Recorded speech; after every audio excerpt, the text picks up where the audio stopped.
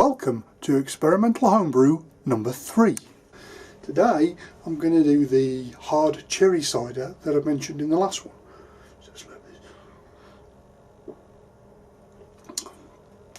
This is Milestone's Imperial Pale Ale. It's the Milestone's IPA, basically 2-can kit. Very good, to be fair, very nice, comes out, you can't really see it again, but it's very clear. Off my draft setup, have a look at the Homebrew Wednesday videos. Very, very nice. So, what we are going on today? So, a little Scooby, shall we? Have a little Scooby snacks at what we're doing today. Well, there we go. Morrison's cherry drink. So I'm going to swap this out instead of a standard apple juice. So I'm going to use 3 of these. A normal 100% from concentrate with no nasties in it. And this. Now I bought this particular one because it was cheap, which is always a bonus. But I looked at the ingredients. It's got water, 30% cherry juice from concentrate, sugar, always a good thing, 5% cherry puree. It's got aronia juice from concentrate. It's only a very small amount, 1%, but that's apparently, having a bit googly, it's another berry basically. It's a different berry drink. A bit of flavouring, a little bit of ascorbic acid and a little bit of citric acid, which again from my googling shouldn't affect the end product. So I got me 3 litres of Morrison's apple juice, a litre of the cherry juice drink to give it a bit of a kick, but something a bit different. Now this time I'm going to use a wine yeast compound. The last few hard apple ciders that I've done, most of which have been drunk actually to be fair, I've used Hambleton Bard's cider yeast with sweetener. If you like sweet cider rather than the dry stuff that you get, because this absolutely nails it out because it's obviously made for wine, 6% pisses it no problem. Makes it very dry, so I have to back sweeten the bottles. I usually put about 4 teaspoons, about 4 teaspoons in each bottle to bring it back to the taste that I would rather and my wife would rather. Again, I'm not a big cider drinker. My wife drinks cider and she likes the woodpeckers of this world, for you English boys and girls, which is not particularly dry, it's more medium sweet. But I found with that Hambleton Bard's yeast, the cider yeast with sweetener, didn't require to back sweeten it. And also, what I did last time, I did 3 batches on the spin. I siphoned off all the lovely, nice and sweet cider, leaving the trub at the bottom, all the yeasties, and I just pitched 3.5, 4 of these back on top, give it a shake, and away she goes again. And that cider yeast, which is about £1.30 for a sachet, did comfortably 3 demijohns. You can tell towards the end of them, I'm now on the last couple of bottles of the 3rd batch. You can tell it's starting to become drier. It's definitely more dry than the first demijohn's worth of it was. But if you're finding yourself having to back sweeten because it comes out too dry, get on that cider, Hambleton Bard cider yeast with sweetener. It's so much easier. Sadly, the guy that I get it from hasn't got any at the moment. Because I wanted to get this video done and get this cherry drink down, we'll go with the wine yeast and I'll just back sweeten it when I'm done. So, let's crack on with it. Right. Sanitised demijohn and funnel. I'm going to start with the cherry. Now I'm hoping, I've never actually seen this as a drink to be fair, but I am hoping that it comes out a beautiful deep cherry red. I'm going to put this in first and then hopefully it won't thin down too much in terms of colour when I add the apple. And it's actually quite a nice colour this is to be fair. Yes, very deep, a lot deeper than I expected it to be. Not dissimilar actually to the picture on the this picture here, where my thumb is. So we'll give it a say. Let's get these bad boys in. And 4 litres, just to give me a little bit of headspace in case it gets any fruitier. I don't think it will, to be fair, but you know. Nip them off. Right, let's get some apple juice in there. Apple juice, apple juice. So get all the goodness out, all the good bits. If you stay that colour all the way through, I'm going to be well happy, because that's going to be nice. I saw, this is a cherry one. I did want to do a black cherry one. I'm really partial to black cherry, has to be said. And I watched a video that Christian Brewbear did. And it was a Homebrew Wednesday, and it was really just an update about his black cherry cider. I don't know whether I've missed something. I may need to go and back and have a look, but I've not seen him how he made it, what he made it with, whether it was a big batch, small batch, or what. But when he said, "Ooh, black cherry cider," I'm like, "Ooh, that could be interesting. Ooh, might wake up with a few bad heads with that bad boy." So we'll get this on the go. Wait for it to knock out, finish it bubbly jubbly, and we'll see what it turns out like. But, thankfully the colours, you can see, look, that really isn't changing too much. So we'll have to see what the flavour's like, to be fair. If it's still more apple and less cherry, it might be worth having another go, but using 2 of the cherries and 2 of the apples, rather than 3 apples and a cherry. We will see. But to be fair, in terms of colour, I'm well happy with that. That's come out like a beautiful, almost like a light cherry-ish colour now. Really similar to the strawberry ciders that I've done in the past. Right, now for some yeasties. Whoa, whoa, missed a step. Got to do the gravity. Steaming away, not paying attention. Oh, look at the colour of that, that's lush. Just get it in there now. All the previous ciders that I've done in the past, I have used Tesco's value apple juice. And I don't SG that anymore. Sorry, I don't OG that anymore. Get it right, your helmet. Because I know that knocks out about 6%. But I've never used the Morrison's one, and obviously with the cherry juice, we'll have a Scoobies. I'll come back to that in a minute. Let's get some yeast on the go. Right, I'm using Young's Yeast Nutrient. That's a level teaspoon. That's about right.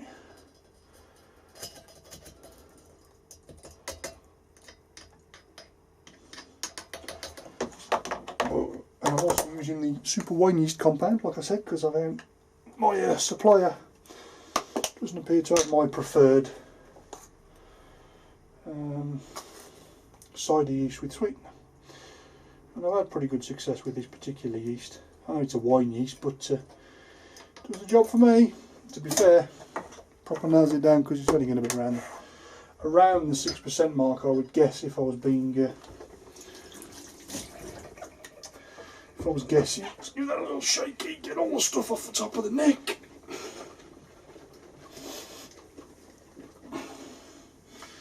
And there she blows. I'll just go and get the airlock, and there you have it. All good. Yeasted up, nutriented up, airlock in.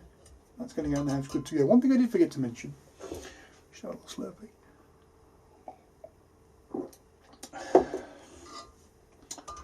Was I didn't, and I haven't on this one. This particular, I don't know if you can see that. This particular demijohn doesn't have a temperature LCD on it. So normally I would check with my thermometer. The reason I haven't is these 4 juices, the 4 litres that have gone into this demijohn, have been in the house for probably 2 weeks, getting on 4 years. So these are going to be, I know for a fact, based on the central heating temperature, these are going to be about 18 degrees. So I'm happy to whop the yeast in there. This will go back in the house, 18 to 20 degrees.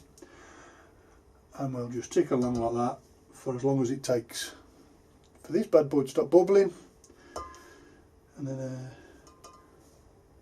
we'll rack her off and see what she's like. So anyway, now to the good bit. What is the original gravity? Now you boys probably can't see that from there, but I am going to take that as, that's actually a little bit lower than it would normally be if it was just a straight hard apple cider. It's not too bad enough. So the Tesco one comes out about 6%. That's in it. That's 1038. So let me just consult the oracle. Now I know, because it's a wine yeast, and this yeast's particular history that I've found, it will ferment out really dry. So if we said it's 10, what did I say? It was 1038. And I think that'll probably ferment down to 998 thereabouts, maybe a little bit less. Let's see what it's going to give us. If it goes down to 998, that's going to give me 5.4%. Happy as a pig in with that, not a problem. That's good, very good indeed. Right, as is the brewer's design. You have to sample the goods, because it'd be rude not to, wouldn't it? So bottoms up. Oh! That is very cherry. I think if you went 2 and 2, it would be overwhelming. It'll be interesting to see when the sugar's fermented out what it tastes like if it smooths out a little bit. But to be fair, that's like drinking cherry pop. That's like drinking uncarbonated cherryade. 5.5%, that could be messy. So we're back. This bad boy's fermented out. Okay, so it's been 13 days now, 2 weeks near as damn it. To be fair, this had fermented out in 3 days because of the wine yeast. It was sat in a warm place about 18 to 20 degrees. Went away wild guns, and then to be fair, after sort of 3 days, I got a lovely, you can see in the bottom there, look, a lovely trub layer. And no airlock activity. But to be fair, I've left it because I just haven't had a chance to get around to doing it. But I thought that I would do a little final gravity reading, and as you can see from that bad boy, it's definitely finished out, and it's about what we got there, 0.998.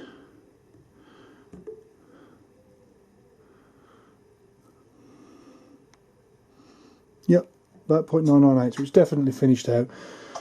I'm going from memory because it's been 2 weeks, but I think it was about 1050. So you're looking at sort of, yeah, 5.5, around about the 5.5% mark. So there she goes. Well, I have moved the demijohn from its location. It was crystal clear. As you can see now, looking through that, it is a bit, it's gone a bit cloudy again because I've moved it, but that suits, to be fair. It was so clear. Last weekend I had to agitate it all up because it cleared down. I didn't think there'd be any yeast for secondary fermentation in the bottles. But now I've moved it. I haven't given it a shake, but just moving it has made it go that kind of black curranty opaque colour. And hopefully that'll leave me enough yeast for some nice carbonation in the bottle. Well, I'm throwing away. It'd be rude not to at least try it, wouldn't it? Smells like apple cider.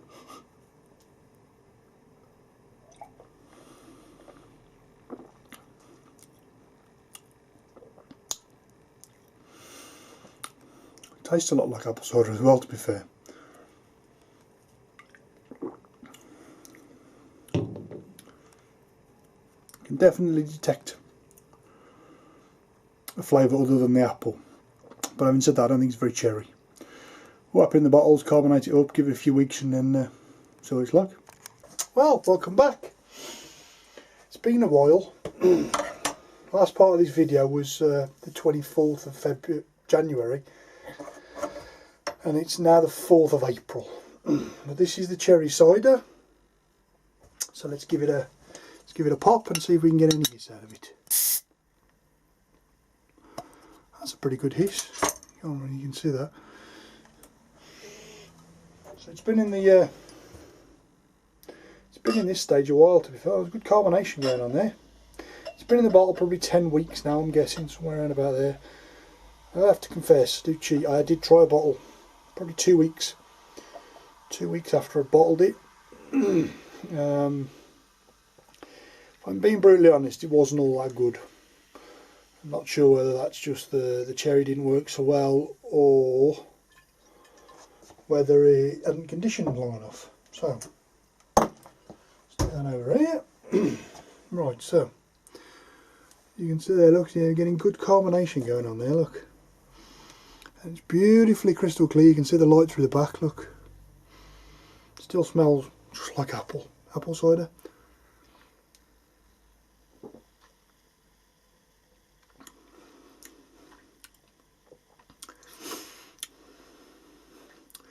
Definitely tastes better than it did. It's aged better in the bottle.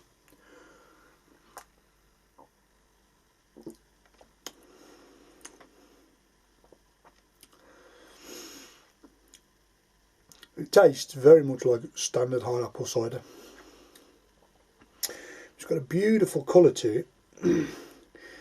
It's got a bit like a deep rosé, if you will. Got a deep rosé wine. You can see, look, excellent carbonation in that particular one. Certainly not offensive, but the taste difference you would imagine from a standard apple cider based on the colour, because that looks nothing like a normal hard apple cider. It doesn't taste that much different.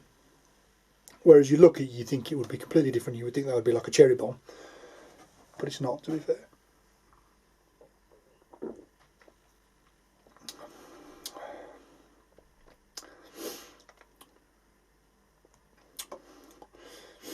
It's drinkable. Would I make it again?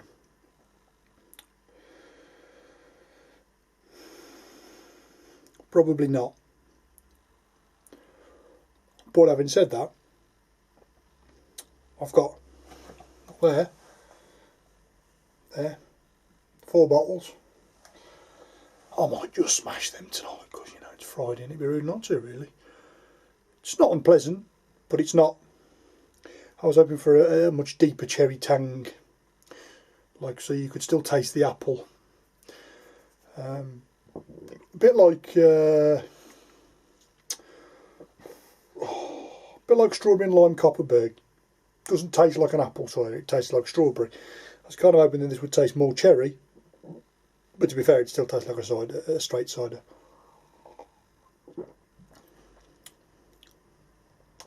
Not offensive, but probably not worth a pop, I wouldn't say. Unless you like your ciders looking nice colour, something a bit different. And carbonation's bang on that, to be fair. That's still fizzing away a good look. Anywho, I've got some brew stuff to do. Need to tidy my brew area, so I'm going to crack on with that. Cheers and beers, or cheers and ciders in this case, and keep your eyes peeled for the next instalment. Been a while. I've been out of the game a little bit, 1 or 2 issues and so on, but I've got some very exciting footage to come up of my new brew shed. Still a work in progress, but keep your eyes peeled because that'll be here soon. Anyway, I'm going. Later, out. Cheers.